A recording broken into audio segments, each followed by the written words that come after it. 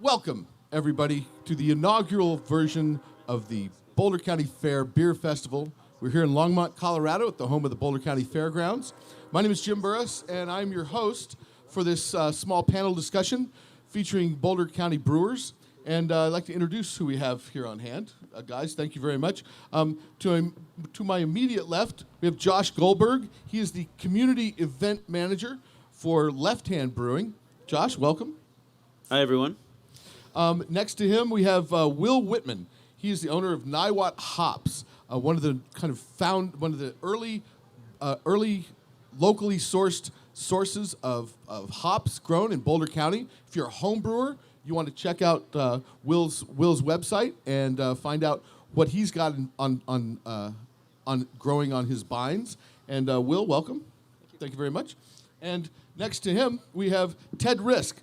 Ted is the founder of Wibby Brewing. They'll be celebrating their grand opening on Labor Day weekend coming up. They're located right across from the Cheese Importers off of Main Street on First. We're on the northwest corner of 2nd and Emery. Myself, my business partner, Ryan Wibby, co-founders. And they feature just lager beers, correct? We are producing all craft lagers, so excited to bring something. And lagers, fun and unlike your ales, lagers take time. They take days and weeks to brew because it's a slower brewing process using lager yeast versus ale yeast. And on the far end here we have Chad Melis. He is the marketing guy from Oskar Blues. And Oskar Blues is not only a Boulder County giant in the brewing business, but a true pioneer. They are the first craft brewers to put beer in cans, and not just aluminum tasting bad Schlitz, but cans that make a difference. Thank you and welcome, Chad. Right on, man. Thanks for having me. Great. So we're just going to ask some kind of general random questions, and we'd like each of our panelists to chime in on some of these things. But I just wanted to kind of, first of all, guys, touch on the growth of beer production in Boulder County since the mid-'90s. I mean, some of you haven't been around. Obviously, Ted, you're coming in, now into the game 25 years later. But talk to me, Josh, about growing the craft beer industry in Boulder County and how that's been for Left Hand. Thanks, Jim. Yeah, I don't claim to be responsible for the entire growth of craft beer in Longmont and beyond, but I'll take some ownership. Thank you. Please do. I would like to also I apologize to anyone if this is being recorded in high def. Though we are passionate about beer, we are dudes with beards. So I apologize in advance. Craft beer has been growing in Colorado for sure, nationwide for sure. But actually, when we look back on the history of Left Hand going back to '93, I think those who've been in the game for quite a while have seen it actually kind of be a bit of a cycle. It started off strong, and then there was some real bad days, real ugly days to be in the craft beer industry. And again, we're experiencing a reflux or a new growth that I think we are all here today as a result of. But I think what we at Left Hand Brewing Company are always cautious of is will that cycle repeat itself, and will we have a stagnation or a leveling off, and to be prepared for that too. So I'm not sure what the other guys have to say, but for us it's about being prepared for the highs and of course being ready for the unfortunate lows that may or may not come. Hopefully everyone out here will prevent that from happening. And Chad, you tell us about your growth strategies, because you guys kind of have leveled off that element of your business by opening a brewery out east. That helps with your shipping and things like that. But tell us how Oskar Blues has grown itself over the years.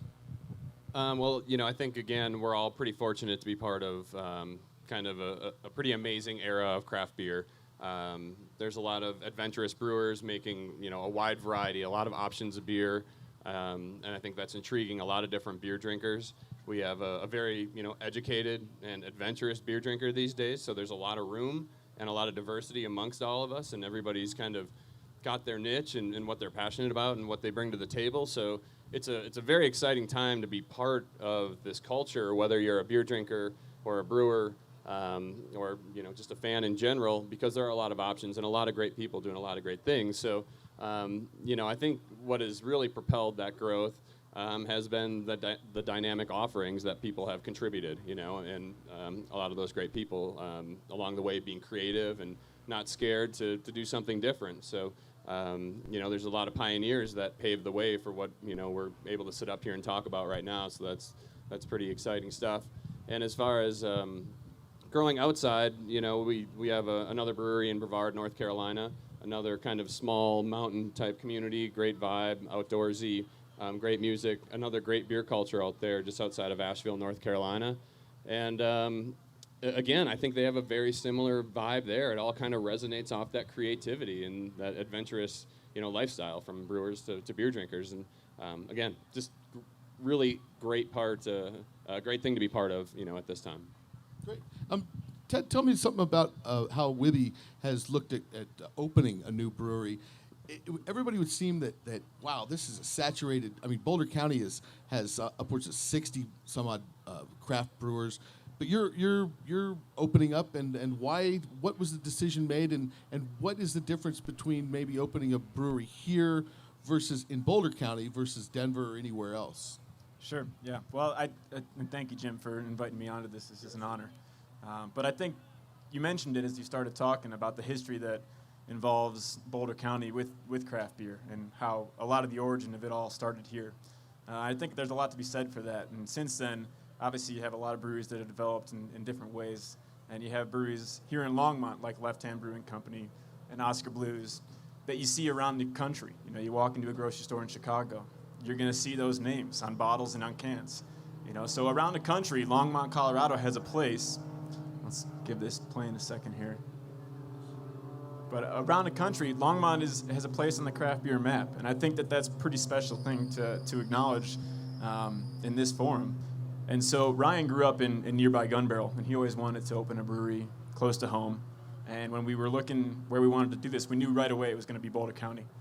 And then we started looking in Boulder, and we're pretty sure we were going to open a brewery in Boulder. But then we visited Longmont and went into the Left Hand Tap Room, and we visited different local shops on Main Street, and something just happened, within us, and we fell in love with this town. And for a city that's approaching 100,000 people population, it feels like a town of 5,000, which is unique. And I think that really adds into the beer culture that exists here, and those people supporting the newer breweries that have opened up, like 300 Suns and Gross and Barton. I spend probably too much time at all those places and really enjoy it. And to have Left Hand, coming in '94 and Oskar Blues following not too long thereafter as the foundation for it all, it really creates this unique culture that it's fun to be a part of. Excellent, thanks. And Will, tell me a little bit about opening up some your or starting your hop business. I mean, that is there a culture here like Ted talked about people that know about beer or who know what good beer is and where to find it? Does that make a difference about starting a business like yours, growing hops? Well, I think hops are the potential to create locally sourced hops is really new in Boulder County. So we were the second hop yard, and we're very small. You referred to us, I think, as a nano hop yard, about 500 plants. But so the question of how you could grow a hop yard in terms of scale and questions like that are really important. At our size, we can source things that are seasonal. We can source things that are very seasonal, like fresh hops, for instance, to small craft brewers. And we also can source local dried hops to homebrew stores. But to really get to the point where you've got a kind of a critical mass in terms of your business as a hop farm, you're talking more like on the order of 5+, maybe 10 acres of hops.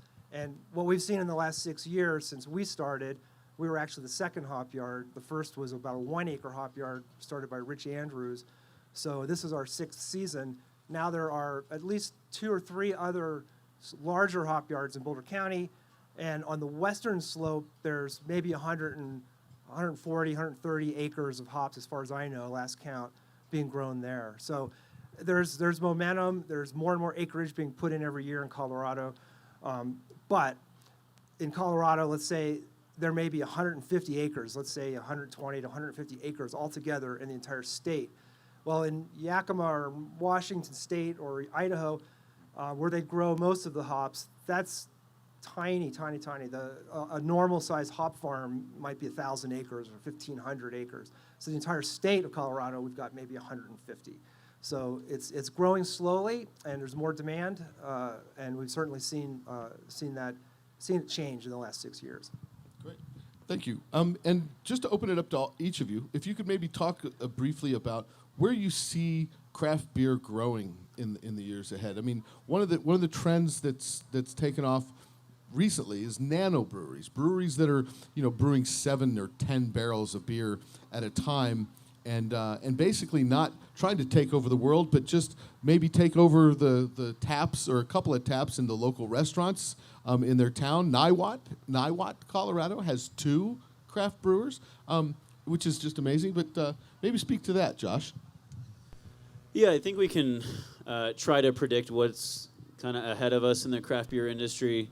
And we can look at it from what beer trends are we going to see, what styles are going to be more popular, and then we can see maybe what are going to be the formats of beer or how we want to take our beer, bottles versus cans, kegs and growlers, and where we're going from there, and then all the way down to the marketing and how breweries are changing or responding to current trends in marketing their beer. So, I'll jump on the styles, of course.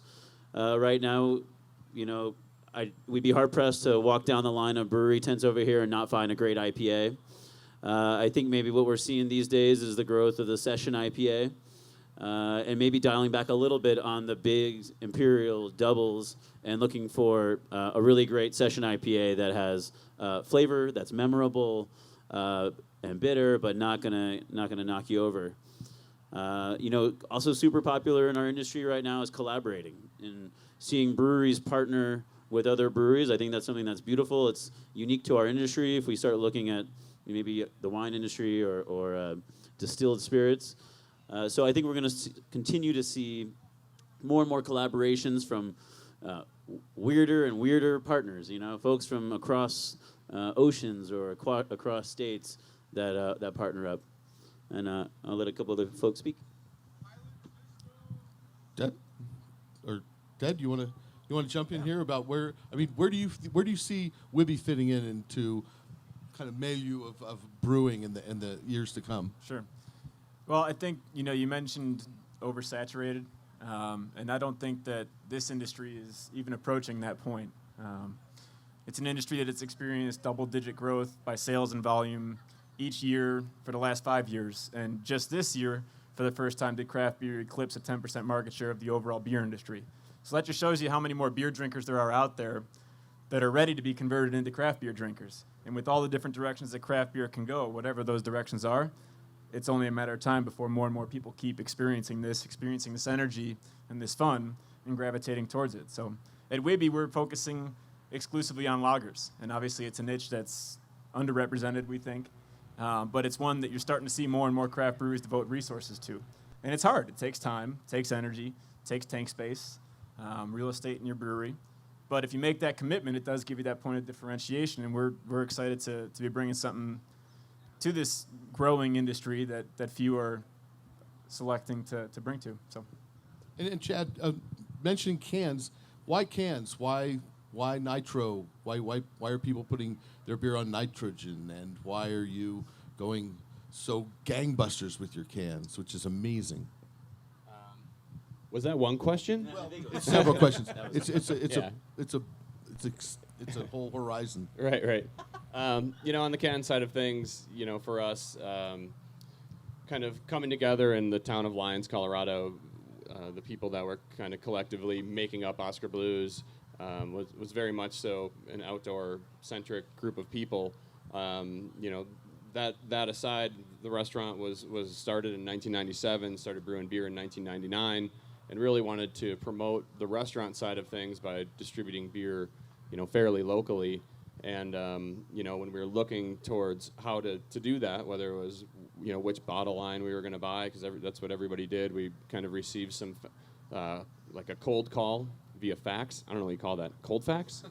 It's different than downtown Denver. It's Colfax. There's other things going on down there. But we went down and visited our friends at Ball Corporation, and they really introduced us to this concept of the can being good for the liquid inside. And when it comes down to craft beer, I think we all put a huge amount of effort into making sure that the raw ingredients that we use and the processes we use yield the best beer drinking experience. And when we met up with Ball Corporation just in down in Golden, they talked about some of the advantages of a can. Completely eliminating light and oxygen, being infinitely recyclable and environmentally responsible. And then, that active lifestyle of kind of why we were all hanging out in Lyons to begin with really kind of sealed the deal in that it was, portable. You could throw it in a backpack, and you could enjoy a great beer with a buddy while looking at Long's Peak, which we all have the fortunate ability to do on a daily basis here. So, that's kind of how we got going on the can side of things. But it's just a good vessel for us with our lifestyle and the style of beers that we've made. Historically, we've made very aggressive, challenging styles of beer that have a lot of hops in them. So the can, does its part in making sure that the beer is delivered to the beer drinker as fresh as it can be and fits our lifestyle. It feels right. So that's kind of where that all started, Great. Well, thank you. And Will, tell me a little bit about you're focusing on a niche market of a couple of varieties of hops. What made you choose the varieties? What varieties do you grow? What made you choose those, and why? Early on, we looked at a study that was done at CSU on varieties of hops that grow well that could possibly grow well in Colorado, and this is just about 7 or 8 years ago. A project I think was run by Dr. Ron Godin at CSU at the time. And they found that some hops did not grow well in Colorado. The noble hops, in particular, were kind of not doing well. But the 3 varieties we grow are Cascade, Chinook. The 3 main ones are Cascade, Chinook, and Crystal. And we've added some CTZ and a hop variety called Tea Maker, which is interesting for herbalists. It's a very low alpha hop.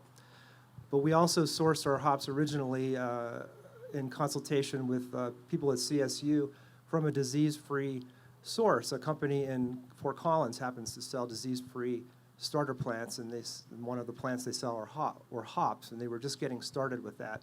So the idea was to try not to introduce into Colorado some of the disease problems that plague hop growers in the Northwest, and thereby helping us to grow more organically and not use the amount of chemicals that are typically used in the large commercial hop farms. Great.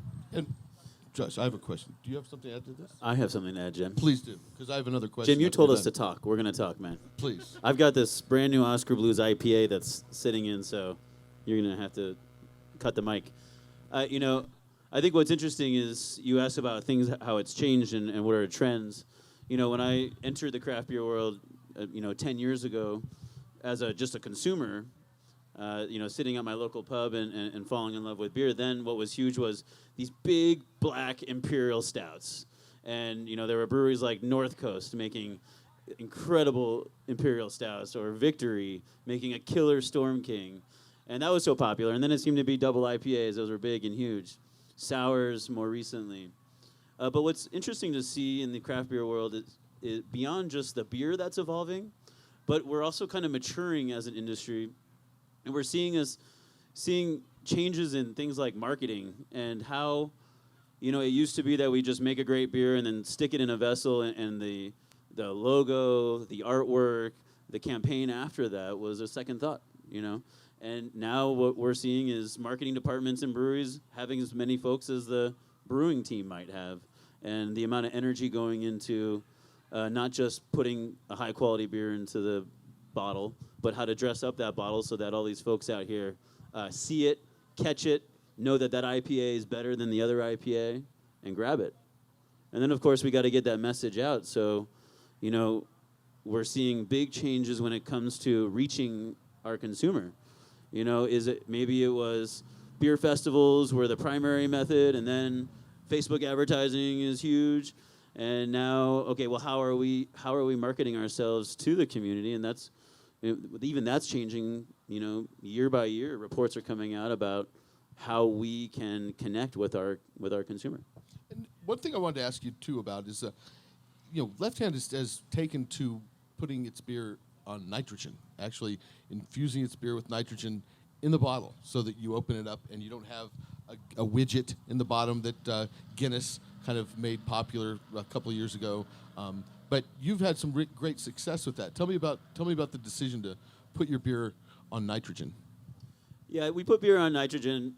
It's been something that we've had in the tasting room for many years, at least 8 years, probably going back beyond that. But the technique that we were doing, it was pretty rudimentary. It was attaching a coupler to a keg with a nitro tank and turning on the nitrogen and giving it time. And maybe it took a day, a week, I don't know, and then we put it on draft and we crossed our fingers and hopefully it poured great, and when it did, it was really successful. So the success of the nitro milk stout in our tasting room certainly instigated the research and development that went behind getting our nitrogen into a bottle and more effectively packaging that so that you can take it home and hard pour while you're watching, your favorite TV show. So the reason why we do it is because we can, and the reason why we do it is because everyone seems to love it. And I'm not sure there's a better style out in the world right now than a sweet stout or a stout to really accentuate what nitrogen does to a beer. Except maybe an imperial stout. I guess an ESB isn't too bad either, but. Right on. And Chad, tell us about and I'd like each of you to kind of comment about your approach to marketing and kind of making your beer or getting your brand out there, getting familiarity with it.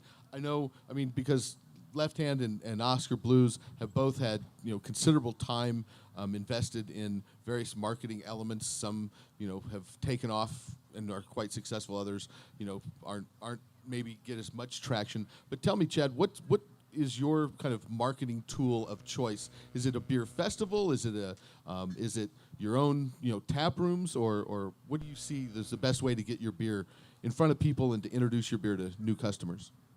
Well, I think Josh touched on the idea of marketing is changing and the marketplace is becoming more competitive, and you need to find a way to tell your story to differentiate yourself. But we've always, been firmly rooted in just kind of talking to people and sharing a beer one at a time. And you mentioned beer festivals versus tap room. And from there, it really starts to get less personal. So, for us, trying to convince people that good beer can come in a can, you could buy as many ads as you want and try to tell them that. But until you look them in the eye, talk about the beer, and they actually open it up and try the beer, they are like, holy crap, what were you talking about, a can and a good beer? And finally they start to listen, and I think there's not a better way to reach a beer drinker than sit down and share a beer with them. So I think you'll see more and more of these beer festivals coming together. I think it's a perfect opportunity to talk one-on-one with the beer drinker, to explain what you're trying to accomplish with the beer, and really tell your story in a very comfortable, authentic, real way. Certainly you have to do some form of advertising at some point, but it's just it's lacking personality to some degree, and it's lacking that intimate engagement. And I think, I've been doing this for 9 years, which certainly a lot of people have been doing it longer. Obviously, the pioneers, as you mentioned earlier. But the idea of sharing a beer with somebody really never gets old, and I can't think of any better way to really tell your story and be meaningful to a beer drinker than getting out, getting after it, sitting next to them in your tap room, being at an event, and just taking the time to share a beer with them. And we really trust that feedback. I mean, if you're in our tap room, you're part of the process, and if you come to our tap room, it's very much so in the brewery. It's actually very hot in there right now. It smells like beer. The canning line is running. It's loud. And you're authentically part of the process. And the feedback that we've gotten from events and from the tap room has been the core to what we do across the country. So everything really comes from this area, honestly, and it's the feedback we get, with sharing a beer. Excellent. Yeah. Ted, Amen. you tell me, how's your approach to marketing? Because I got to tell you, I don't know anybody in the city of Longmont that doesn't know you, that hasn't met you. You haven't either been to a meeting or walked into a business who knows you. What's your approach to marketing, especially with the newly launched brewery? Sure. Yeah, and I appreciate you saying that. But it's funny because I was going to ask if I could interject. No, It doesn't jump right matter if you produced 135,000 barrels last year, if you're going to do 92,000 barrels this year, or if you're hoping that you could do 1,000 in your first year, like we are. I really think that experience with the product and with the brand as a company becoming more than a company and the brand that it is and the people that are behind it drives where you're going.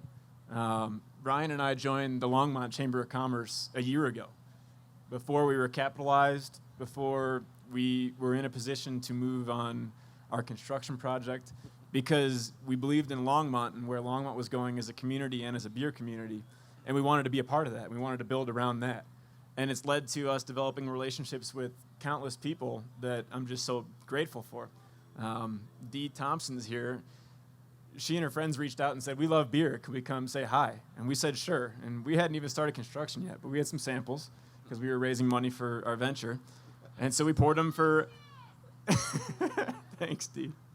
And we poured beer for 10 ladies and had a great time hanging out in a tap room that wasn't yet a tap room, that was just a concrete floor without any drywall around it. And that has been our experience in building this brand and this company, and it's been consistent. Time after time, we keep meeting people in this community and really in the greater Boulder County community that are reinforcing this feeling we have about how special and unique a place it is and how special, unique an industry it is. And Ted, remind us again, when are you opening, and tell us about your grand opening. Sure. Yeah, thank you. We're opening Labor Day weekend. We'll do a ribbon cutting September 4th, so please come see us. 209 Emery Street, 2nd and Emery, right downtown, across from the former Butterball plant, a part of the big redevelopment that's going on down there. And we can get a little preview tomorrow, correct? Because you'll be pouring here? You can, yeah. We're going to pour our Light Shine Helles here for the first time. I imagine we'll be set up right next to 300 Suns right here. And we can't wait to pour a Helles for you. So. And Will, how do you market a hop growing business? You don't have a tasting room. It's not like people can come by and, maybe they could pick a sample at the right time of year. But how do you go about marketing a unique business like yours? Well, simply by just visiting brewers, visiting homebrew stores, reaching out to homebrew clubs. We've done events with the homebrew club in Boulder. We've done events with homebrew club in Longmont and different ones. So that was really how we started. It was basically just showing up and saying hi and getting to know people and trying to interest them in something that was a little bit unique at the time. It was something new for Boulder County anyway. So that's really it. We have a website, niwothops.com, that tells our story, and we also market that way. So we sell like rhizomes in the spring, which turned out to be something that's really easy to harvest, and there's no mosquitoes in the spring when we're harvesting rhizomes, so it's pleasant.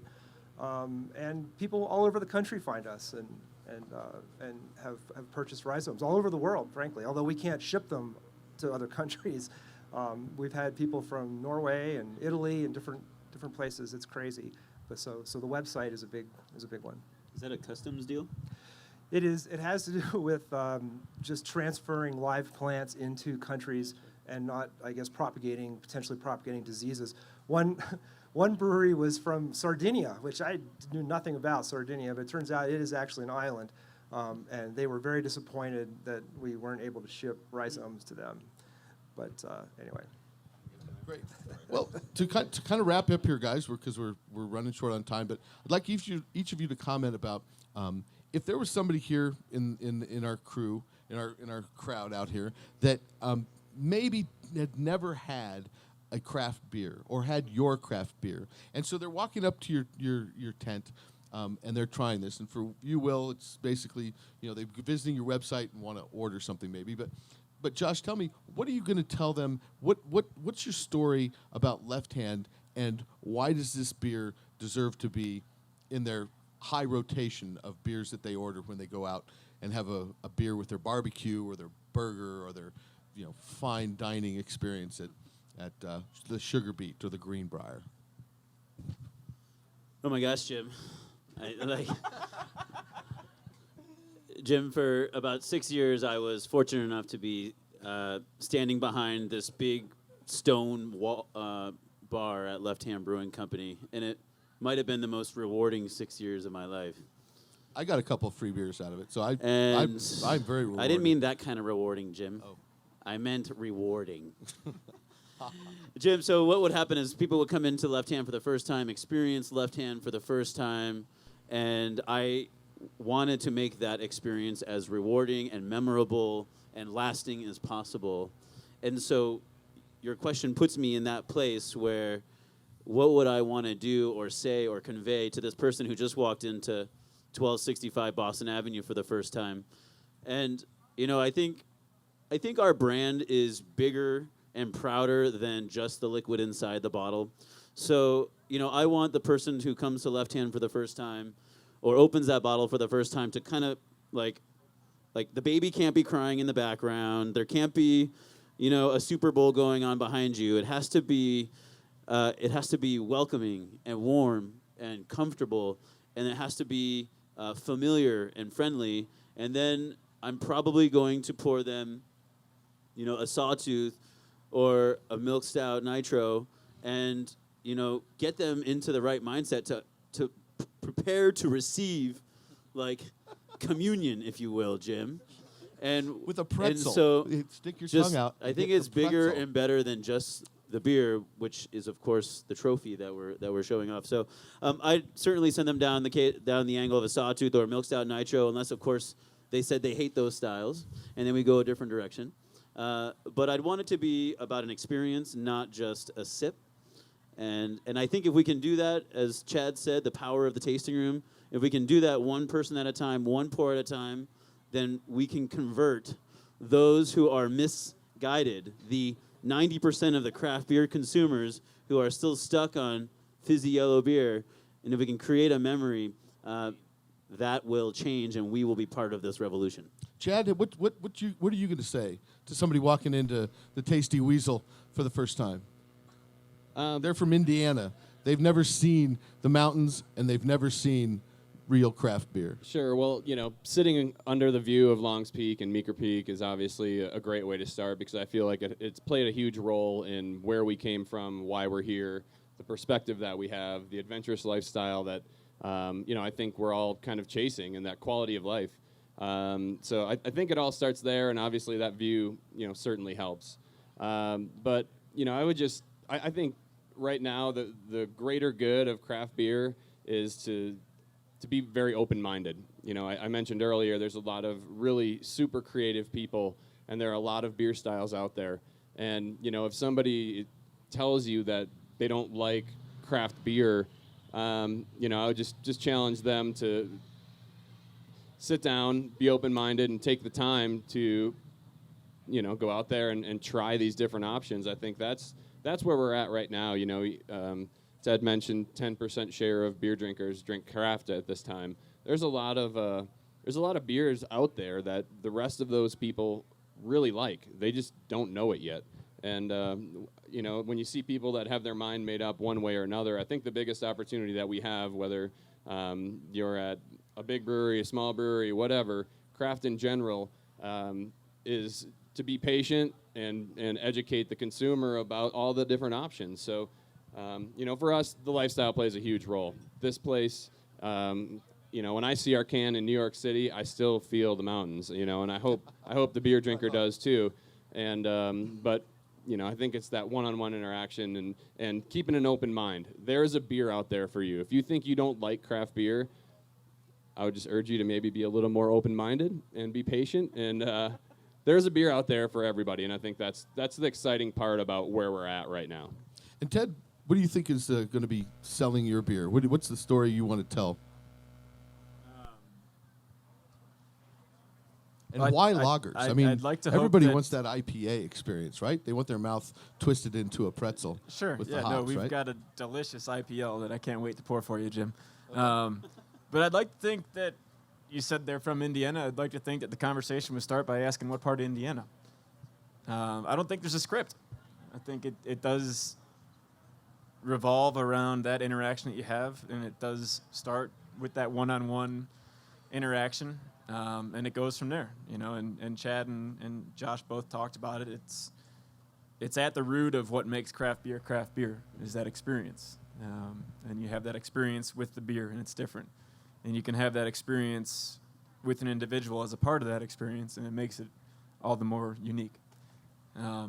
So I hope all those conversations, the first time I have them at our bar, are completely unique in their own. Great. Well, we're out of time, but thank you, gentlemen, for sharing your stories and talking to us about craft beer in Boulder, Colorado. Just to go back over, we have Chad Melis on the end. He is the marketing guy for Oskar Blues Brewery. Yeah, and I'd just like to say one more thing. Sure. We talked about, I mentioned earlier, if you're in New York City and you see a can of Dale's Pale Ale, I think you feel Colorado, or I certainly do. And the band that's following after this, Interstate Stash Express, is a local band that we're a huge fan of. And Terry, the guitar player and singer, woo, has created all of the imagery for Oskar Blues that is out and represents, not only our beer, but our culture and that vibe and everything that we embody, essentially. So I'm stoked to be able to sit up here and do a little mini introduction to Interstate Stash Express and let you all know that, these guys not only are going to provide music and all of that sort of thing, they are taking, this creativity across the country. And it's another thing that comes, from Longmont that Ted mentioned, a vibrant creative culture here. And just want to throw that out there because Terry has put an amazing visual to the taste of Oskar Blues. Absolutely. Thanks, Terry. Thanks, Chad. We also have Ted Risk. He's the founder of Wibby Brewing. Don't forget to be there at their grand opening on Labor Day weekend coming up here in a couple days. They will be pouring here tomorrow, so you can get a preview of the delicious lagers they'll be brewing. We have Will Witman. He is the owner of Niwot Hops. He has a website, which is niwothops.com. Check that out for fresh hops, for if you're a home brewer especially, and I'm sure most people here are. And we're here with Josh Goldberg, who is the community event manager for Left Hand Brewing. And Josh, thanks a lot. Thanks all of you guys for being here today. And this is our Thank you, Jim. inaugural version of the Boulder County Fair Beer Festival. We hope to see you here on into the evening for the great music, tomorrow for additional beers, and next year. Thank you.